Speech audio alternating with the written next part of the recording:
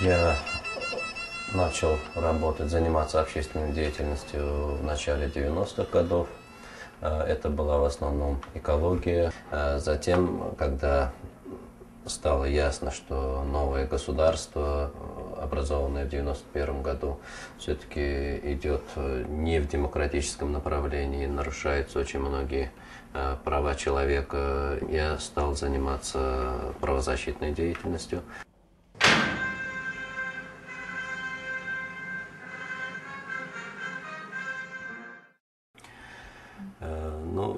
История моего ареста была такова, что осенью в Подмосковье проходила международная конференция, посвященная правам человека в Туркменистане, в которой я принимал участие. Так случилось, что я был единственным представителем из Туркменистана. Остальные участники конференции это были представители туркменской оппозиции или туркменские диссиденты, которые проживали за пределами страны, и представители различных международных правозащитных организаций.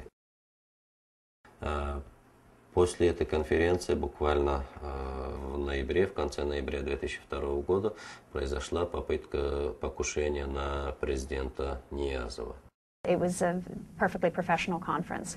And I remember driving away from that meeting with Farid and semi-jokingly in the back of the car saying, well, if anything happens to you after the conference, you know that we will be behind you and we will make a huge stink. And a few days later, when I got the word that he had been arrested, those words came back to me. И меня обвинили в том, что именно вот на вот этой московской конференции якобы оппозиция обсуждала вопрос покушения. Во время суда мой адвокат предъявлял различные доказательства моей невиновности, в том числе аудиозапись этой конференции, где только обсуждалась ситуация с правами человека в стране.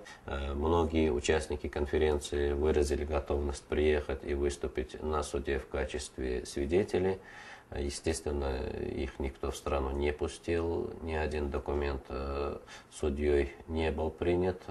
Таким образом, никакие мои права не были соблюдены как обвиняемого, и суд приговорил меня на самый максимальный срок по данной статье. Это было 3 года лишения свободы. В принципе, я не скажу, что там сильно мучился. Правда, сильно мучился в физическом смысле, я имею в виду. Правда, мои сокамерники, как раз-таки обвиняемые по событиям по покушению, они подвергались и пыткам, и электрическим током. Их пытали, и избивали, и удушение. То есть это все было.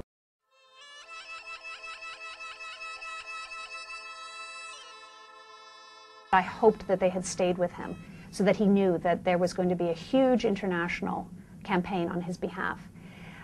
Farid, I think because he is such a pure activist, because he is so credible, was able, in fact, to be the rallying point for an enormous international campaign on his behalf. Уже после суда меня опять дважды вызывали к следователю и просили подписать то, что я все-таки признаю свою вину, и это было, так скажем, условием моего освобождения. То есть, если бы я признавал вину и просил за это прощения, то как бы мне президент мог делать помилование.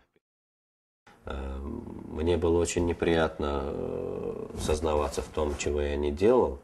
Но я очень, повторяю, беспокоился за своих родных и близких, и я был вынужден подписать это признание. И вот на основании этого письма получилось, что президент меня помиловал.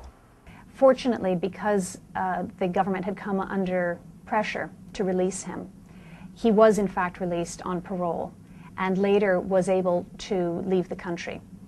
He now has political asylum in Austria, and Farid's voice has been essential since he arrived in the West and has been able to speak freely, in fact has chosen to speak freely. There are many who wind up outside the country who do not have that possibility or do not have that level of courage, and has become one of the most important, credible and articulate spokesmen for human rights advocacy in Turkmenistan. Просто то, что я оказался в заключении, это не просто так. И я это продолжаю делать.